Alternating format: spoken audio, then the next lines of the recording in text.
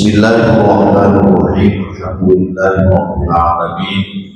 Wa bihi nasta'inu ala umuri dunya waddin. Wassalatu wassalamu ala asyrafil anbiya'i wal mursalin sayyidina wa maulana Muhammadin wa ala alihi wa sahbihi ajma'in. Ba'd. Qala al-muhtaramin wa al-muhtaramat Yai Muhammad Ustadzat Tinggal Pulau ya Bapak Ibu saudara-saudari sekalian sedang berrawuh berjamaah khususipun takmir Masjid Hidayatul Ummah Tugu Pakis dan Kansal yang berbahagia dan yang saya hormati pula. Monggo sareng-sareng kita awali dengan memanjatkan puji syukur kehadirat Allah Subhanahu wa taala atas segala nikmat rahmah hidayah. Alhamdulillah malam hari ini kita bersama-sama bisa bertemu kembali, bisa beristiqomah menghadiri pengajian tafsir rutin yang diadakan setiap hari Rabu malam Kamis bertempat di Masjid Hidayatul Ummah Pakis dan Lima ini. Tentu harapan kita sedaya mugi tahu dengan keikhlasan kita menghadiri pengajian rutin pada malam hari ini, mudah-mudahan bisa mengantarkan kita semua untuk meraih rahmat Allah, ampunan Allah, ridha Allah Subhanahu wa taala. Mudah-mudahan Allah terus memberikan kemudahan kepada kita semua, kemudahan kelancaran setiap urusan kita, urusan duniawiyah, lebih urusan ukhrawiyah, dan kita berharap puji-puji dengan keluarga kita semua digolongkan sebagai manusia yang bahagia selamat dunia akhirat. Amin. Allahumma amin. Orang-orang yang beliau monggo dilanjut Rabu malam Kamis pertemuan yang lalu. Alhamdulillah rupanya dengan sedaya setelah mengkaji bersama-sama surat Al-Fatihah ayat yang keempat maliki yaumid. Ini Malik kalau ini ngomong bisa berarti pemilik, penguasa atau raja. Yaumiddin hari pembalasan. Jadi Allah Subhanahu wa taala adalah zat yang memiliki dan menguasai pada hari pembalasan. Kalau ini sudah kita sampaikan ya. Jadi siapapun ya dari orang-orang yang beriman ketika melakukan kebaikan sekecil apapun pasti akan dibalas dengan pahala, dengan kebaikan. Sebaliknya bagi mereka yang melakukan kejahatan, yang melakukan dosa sekecil apapun juga akan dibalas. Bahkan sampai dosa semua kaitan dengan manusia, nah itu pun juga dipertanggungjawabkan. Karena di akhirat itu sudah yaum la yanfa'u malun wala banun, sudah tidak ada manfaatnya lagi yang namanya harta, yang namanya anak, jabatan, pangkat. Maka sebagai gantinya adalah pahala dan dosa-dosa. Jadi nekmotolimi manusia tidak diselesaikan di dunia, maka pahalanya akan diambil oleh Allah, diberikan kepada yang tertolimi. Sampai telas pun telas, tapi tidak ada kesalahan-kesalahan, masih punya kesalahan kepada manusia yang lainnya, maka dosa orang yang tertolimi ini akan diberikan kepada yang mendolimi. Makanya dikatakan orang yang betul, kenapa? Hadap kepada Allah dengan banyak pahala, akhirnya pahalanya semakin terkikis habis cari dusonitok potensia surga ke akhirnya boleh berbentuk ini yang jadi bantu. Nah, barang coba kita sampaikan. Nah, hari ini monggo sarang-sarang kita akan mengkaji surat Al-Fatihah ayat berikutnya. Ayat ke-5.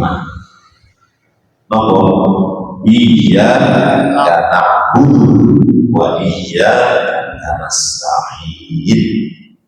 Ini diterjemahkan iyyaka hanya kepadamu, na'budu kami menyembah, kami beribadah, wa iyyaka dan hanya kepadamu nasta'in kami mohon pertolongan.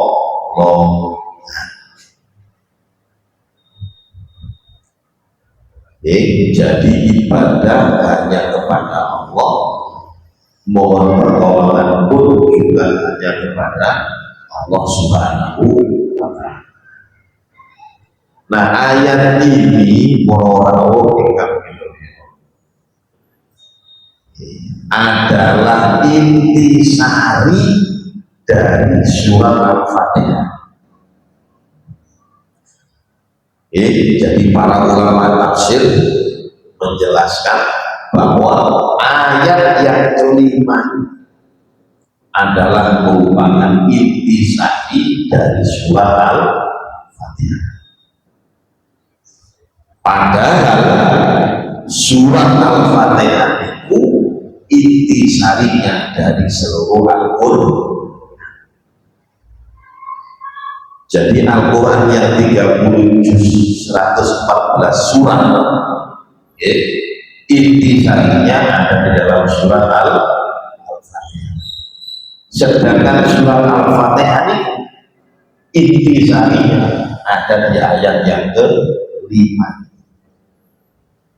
Berarti ayat ke-5 ini intisarinya.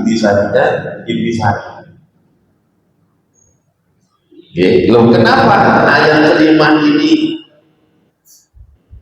para ulama menjelaskan ayat kelima ini kok termasuk intisari dari surat Al-Fatihah? Tidak lain karena ayat kelima yang akan kita kaji bersama-sama ini merupakan fondasi Islam.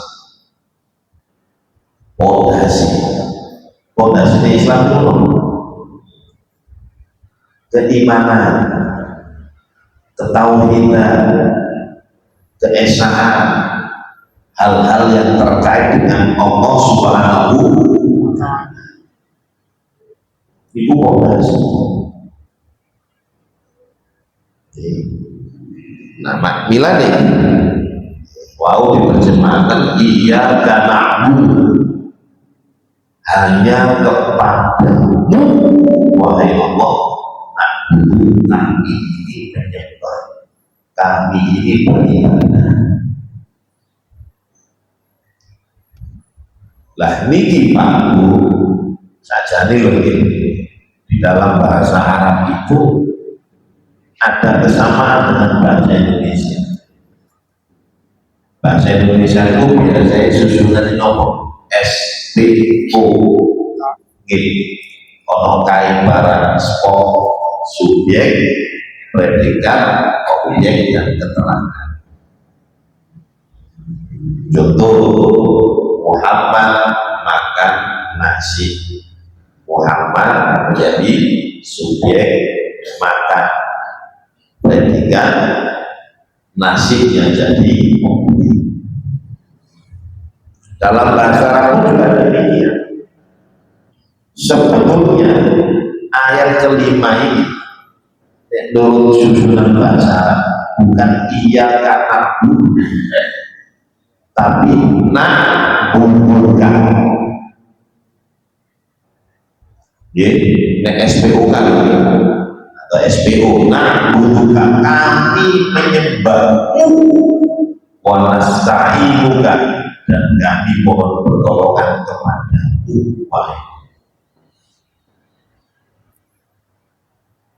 Ini nek susunan bahasa Arab sama dengan bahasa Indonesia. Nah di sini Allah Subhanahu wa Ta'ala itu mendulukan objeknya. Jadi nasinya tadi didulukan. Muhammad makan nasi, nasinya itu didulukan. Makanya pakai iya, tidak bisa kalau tanya tok didulukan karena butuh, tidak bisa. Karena stahil tidak bisa, harus pakai iya. Iya. Nah dalam bahasa Arab ketika objeknya itu didulukan, maka artinya adalah hanyalah. Jadi lebih terhasar lagi, terbatasi lagi. Jadi iya hanya kepadamu artinya tidak ada yang patut disembah. Tidak ada yang patut disembah kecuali Allah. Wa iyyaka nasta'in, dan hanya kepadamu, tulis hanya Allah. Nasta'in, kami mohon pertolongan.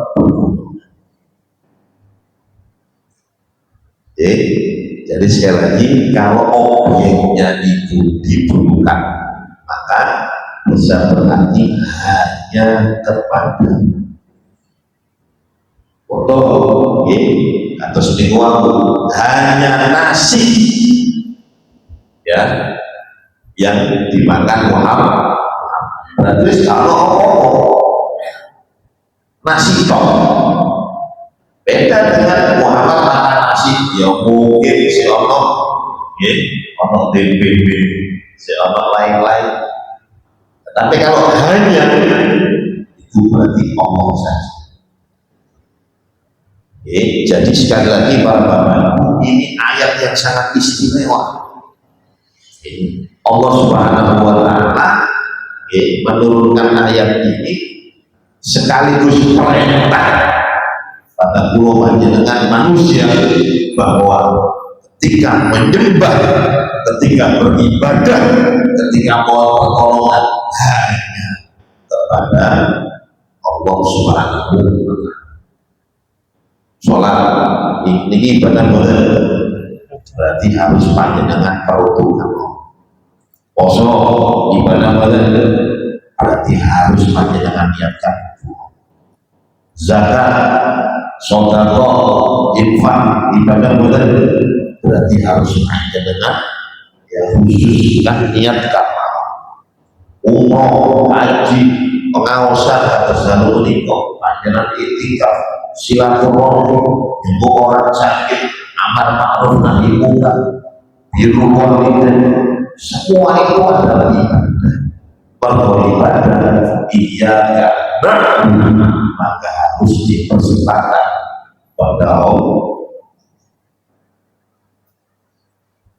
Pertanyaan orang kita panjenengan ibadah nyembah ibadah khusus yang diperuntukkan Allah. Kita angin benar,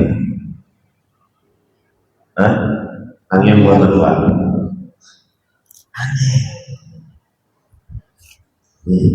angin. Soalnya kalau panjangan manusia kadang-kadang masih terjangkiti penyakit jenenge asyirkul khafi, syirik kecil. Syirik kecil itu apa? Pokoknya ibadah gak niat bisa. Arya niat pamer, ingin dipuji, ingin dikatakan orang yang baik, ingin dikatakan orang yang khusyuk, ingin dikatakan orang yang dermawan, ingin dikatakan orang yang berjuang dalam Islam, ingin dikatakan kiai, ingin dikatakan dai, dan sebagainya dan sebagainya. Jenenge muncul itu ada keinginan ingin dibunuh, lo esas lo bilang itu orang sampai Nabi kita Muhammad Shallallahu Alaihi Wasallam itu nanti ketika itu sahabat ini Pak berbincang-bincang tentang Dajjal, munculnya Dajjal.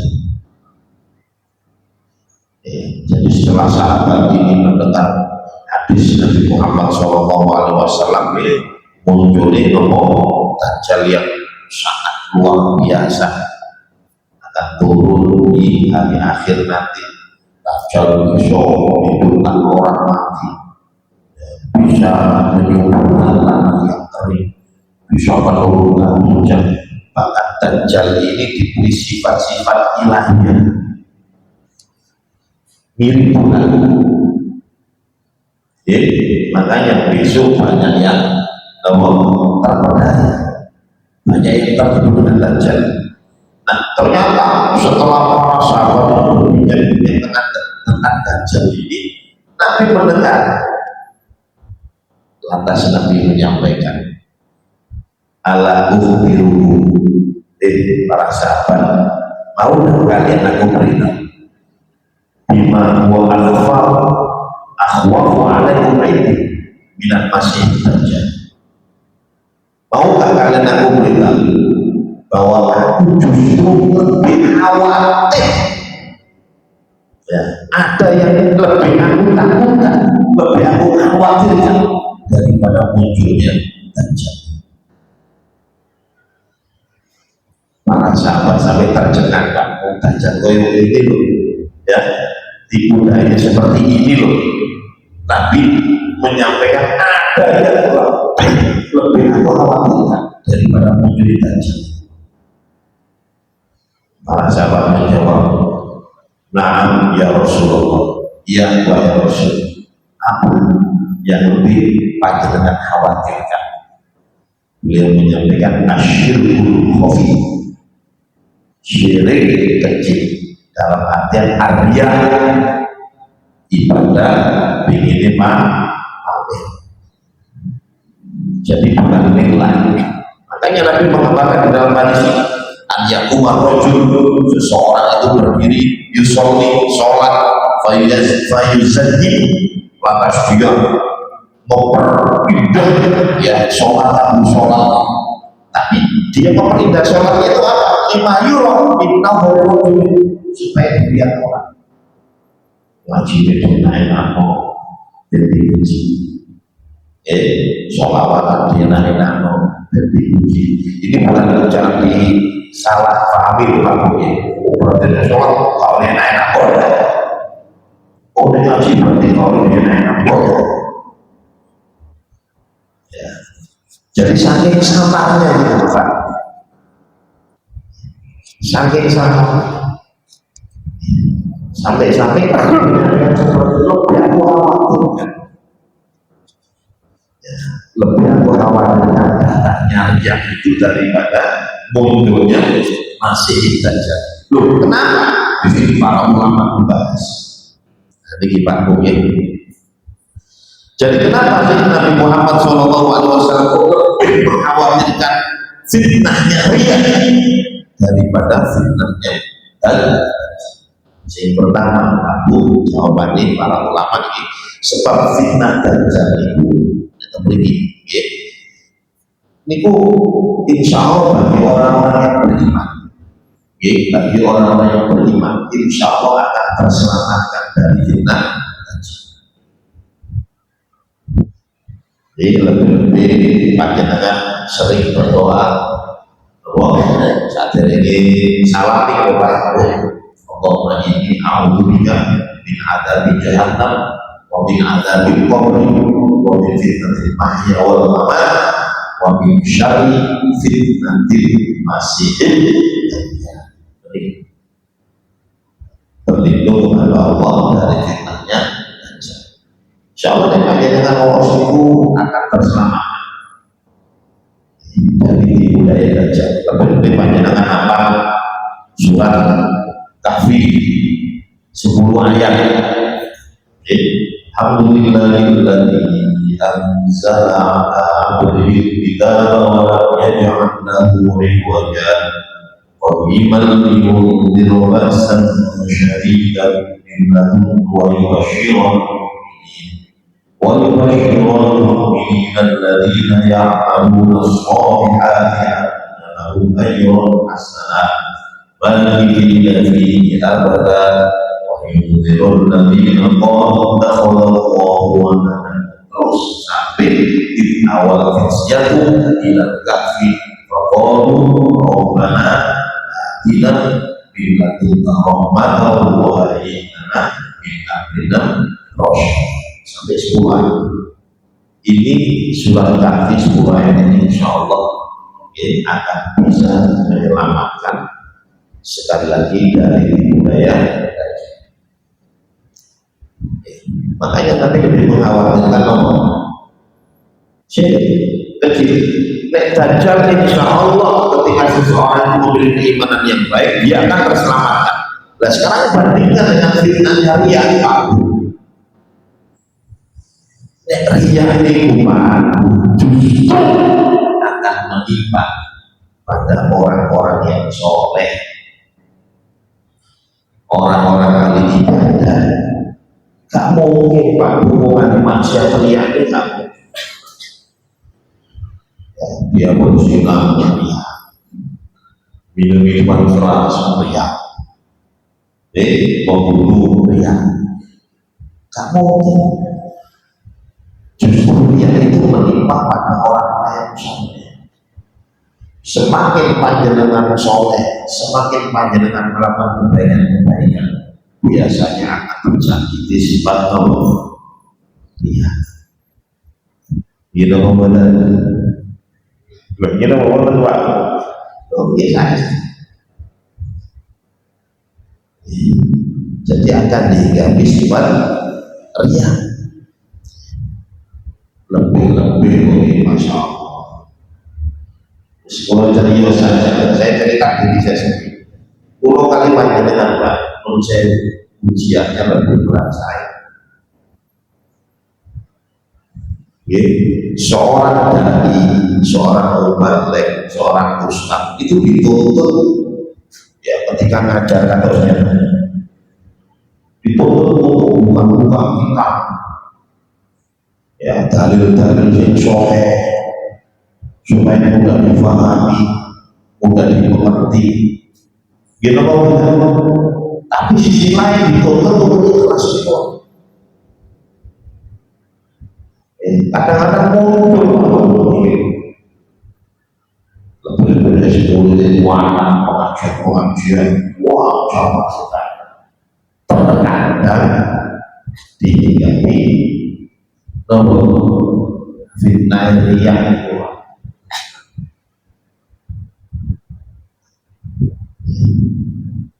Begitu juga dengan imam makmum. Yang rentan Riyah itu kira-kira imamnya mau makmum jelas. Nek mau enak amin. Justru imamnya ya, sekali lagi jangan disalah tafsirkan dulu ya. Artinya rentan.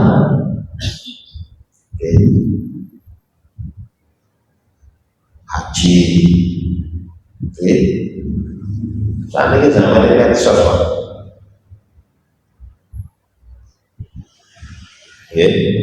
pas tawaf di foto, jebret, hampir longan, Instagram, hampir nang Facebook, gawe status. Kalau kamu tadi, ya wis sampai belum ya. Kita membeli, tidak sih ditampil nomor-nomor pengajian atau ada ilmunya, dengan yang dakwah atau Tapi nek sing ditampil penuh sewa, orang ditampil. Ayo, kira-kira niatnya apa?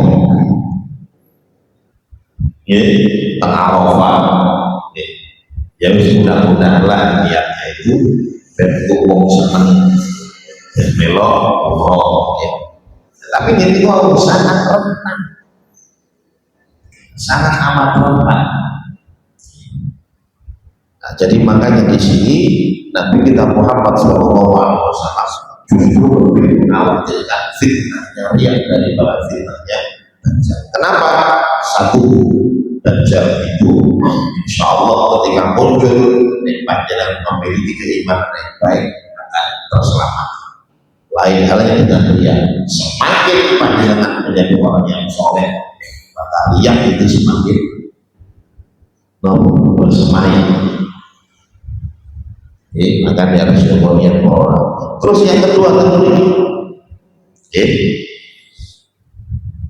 nah, nek fitnah Dajjal itu itu keluarnya kan akhir zaman, mendekati kiamat. Insya Allah kalau panjenengan kan itu,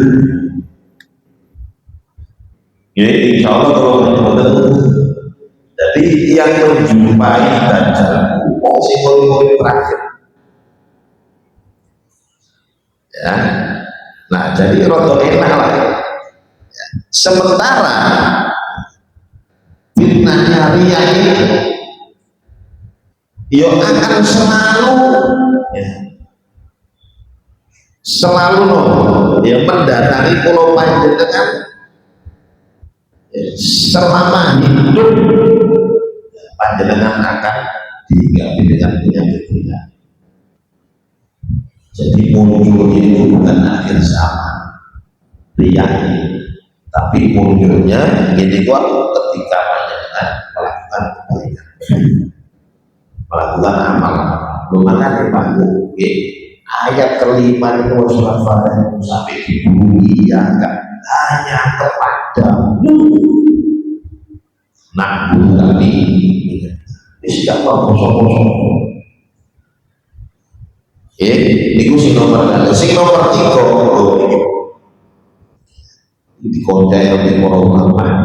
Sing nomor 3. Kenapa Nabi Muhammad SAW kok lebih mengkhawatirkan? Lebih mengkhawatirkan riya daripada mobilnya tadi. Karena watak dasar manusia itu adalah senangannya dipuji.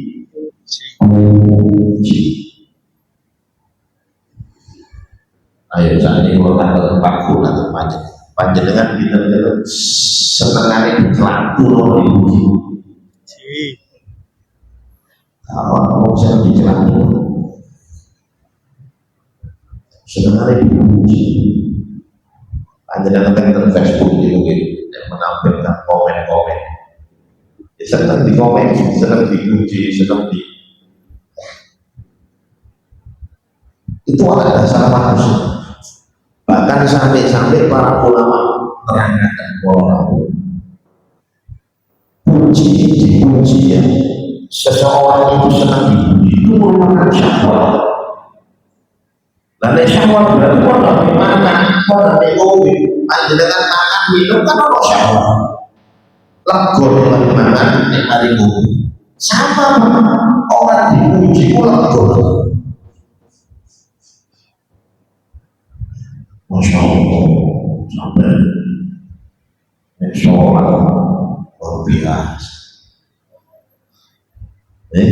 Semua orang nanti semua.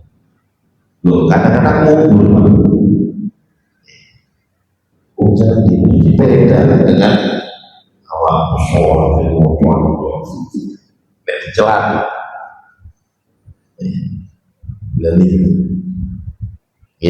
Nah ini berat aku, ini berat sekali. Bila di Monggo sarang-sarang, pulau panjenengan berusaha semaksimal mungkin di dalam menunaikan ibadah itu jika Allah niat ngomong kecuali lillah. Inna sholati wa nusuki wa mahyaya wa mamati lillahi rabbil, sesungguhnya sholatku, nusuku, ibadah-ibadah, bahkan mahya wa mamat, mati itu lillah, ya, semuanya diperuntukkan Allah Subhanahu wa ta'ala. Kalau ini kalau sampai aja, ketika orang ibadah itu tidak dibaring dengan lillah, tidak dibaring dengan hati, maka ibadah tadi hanya sebatas pertunjukan makhluk, koyo-koyo ibadah, padahal dirinya sedang melakukan syirik kufur.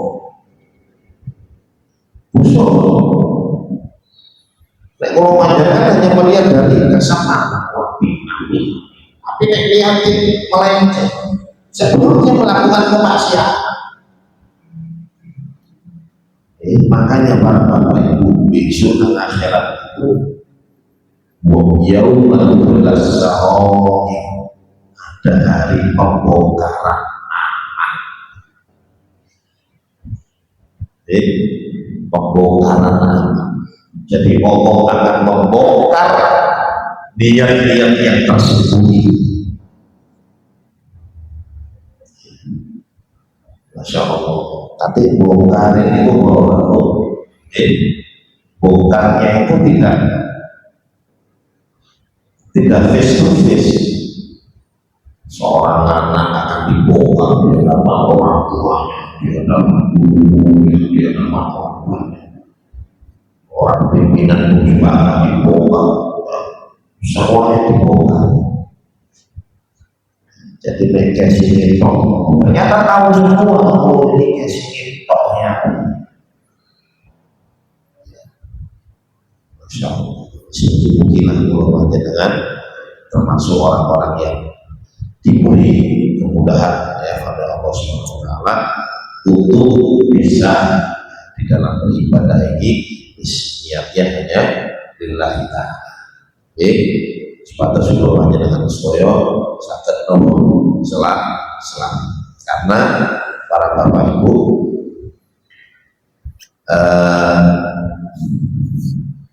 nomor ini saking samarnya munculnya riak ini saking samarnya sampai Nabi kita Muhammad SAW itu nanti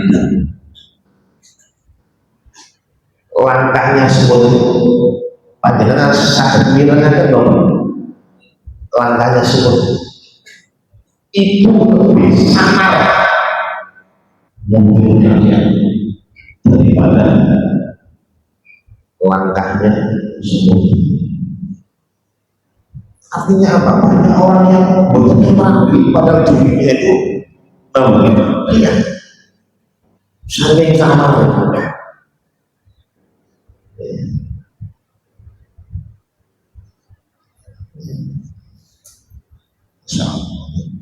Adalah nih kalau panjenengan sekali lagi harus mempelajari supados terhindar dari riya, supados sangat lillahi ta'ala di pulau. Pertama, panjenengan pulau harus memperhati bagaimana nasib orang yang ibadahnya tidak lillahi ta'ala di akhirat atau di dunia. Ini sebelum panjenengan pulau hendaknya berarti nasib orang yang ibadahnya tidak lillah.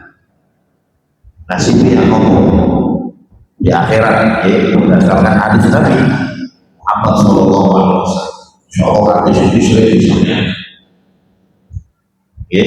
Jadi kelak Allah Subhanahu Wa Taala akan memanggil tiga ngomong jadi komunitas orang-orang baik. Yang pertama yang akan dipanggil oleh Allah Subhanahu Wa Taala adalah orang-orang yang mati syahid. Ini hadis.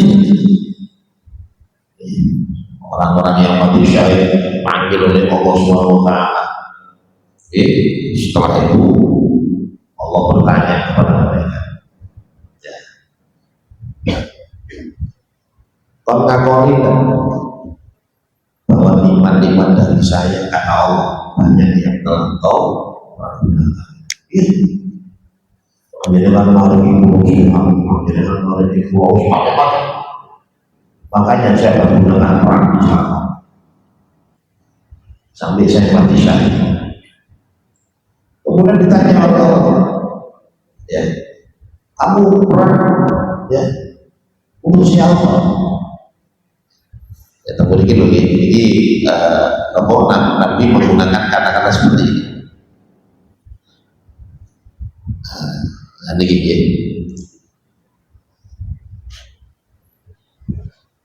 Jadi setelah dikenalkan nikmat-nikmatnya Allah, fama amil tafi. Perang itu berdosa. Dia mengatakan, ya, Qal tufika, aku berperang itu pergolakan jenengan. Tidak ada niat apa-apa. Tapi kamu jawab bisa temen ganti bukan kamu bohong, dibongkar, ya. Nah, Allah sendiri yang menyampaikan, total tak kamu berperang itu bukan di jalan Allah, bukan untuk ilah, bukan untuk ilah kalimatillah, tapi yukolu jari kamu itu berperang supaya kamu itu bukan anak orang yang orang yang orang apa tokoh, orang pahlawan, dan kamu sudah mendapatkan buktinya di dunia, kamu sudah dipuji katakan perang. Kemudian fasuhita ala wajah, diseret wajahnya hatta buljahin, kemudian dimasukkan ke dalam neraka. Itu adalah mati syahid. Ya. Tapi Allah Maha Tahu. Kalau panjenengan hanya sebatas melihat lahiriahnya, ya mati syahid. Tapi dari masalah hati, tidak ada yang tahu kecuali Allah. Itu pembongkaran akal itu. Kemudian Allah memanggil orang-orang yang ahli Quran, ulama lah, ya, rajulun ta'alaman ilm wa 'allamahu. Ini gimana? Atas macam dengan dipanggil oleh Allah. Ya, setelah itu Allah menyampaikan nikmat-nikmatnya, Allah kayak siapa kayak ini. Ya, kita sampaikan. Ya, alhamdulillah banyak nikmat-nikmat saya pergunakan untuk ibadah, cari ilmu, mengajarkan ilmu. Fama amil tafiyah. Kan boleh ilmu guys, itu kita jawab ta'alam dulu ilmu wa alam dulu, ya, wa Quran fika. Kau baca dengan dia. Jawaban Gusti Allah katakan, ta'alam dal ilmu, engkau belajar ilmu, yukong supaya dikatakan alim, alim. Mengapa Quran supaya orang-orang menyebut kamu hafizul Quran.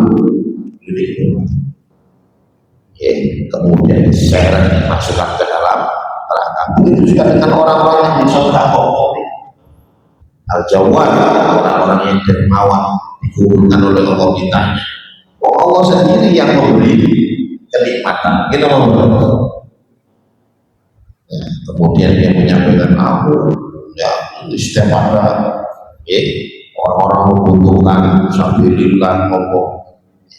Jadi aku berinfak fika, berkompanya dengan dia, tapi jangan bisa mengatakan kamu berinfak supaya dijuluki orang yang dermawan, orang yang baik. Jadi hari pembongkaran, berkolong-kolong. Nah, ini padahal tiang-tiang saya orang, tapi pergaulannya akhirnya tidak pernah itu, hanya sebatas suatu ulama yang dia lakukan suatu bilangnya saya lagi didulukan iyaka oleh Allah, hanya kepadamu nak dulu. Ini nasib, jadi nasibnya orang yang lihat yang tidak lillahi ta'ala. Terus saya bahasa kasarnya akan dipermalukan dulu di hadapan para manusia sebelum disiksa. Dia trek-trek. Ya. Kenapa kok mendapatkan syirik kopi? Berarti dia beribadah tidak kepada Allah. Makanya di sini ya di antara supaya kita terhindar dari yang itu dong. Kalau panjenengan satu harus diperangi nasib di akhirat. Terus yang kedua, kalau panjenengan juga kadangnya ragu. Panjenengan yang ingin pujian-pujian, si puji panjenengan bukan langsung. Kelak di akhirat juga panjenengan juga garis, sifat jalur pujian-pujian.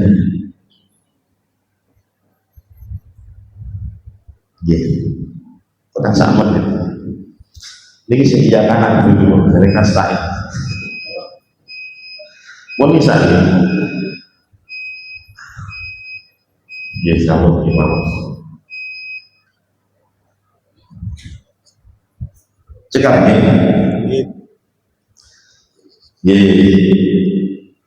terus gini sekali lagi ayat kelima ini adalah ayat istimewa. Bisa daripada suara ya mungkin lah kalau panjenengan sampai barokah ngaos diberi kemudahan kelancaran hidayah Allah Subhanahu wa taala sakit yang di dalam ibadah ini niatnya hanya niat murni yang ikhlas Allah Subhanahu wa taala. Amin Allahumma amin. Yang tergelincir bangkit masih dipanggil lah orang keinginan lah sekarang dimawar kita akhir kafaratul majelis subhanallahumma wa bihamdika asyhadu an la ilaha illa anta astaghfiruka wa atubu ilaik. Al-Fatihah.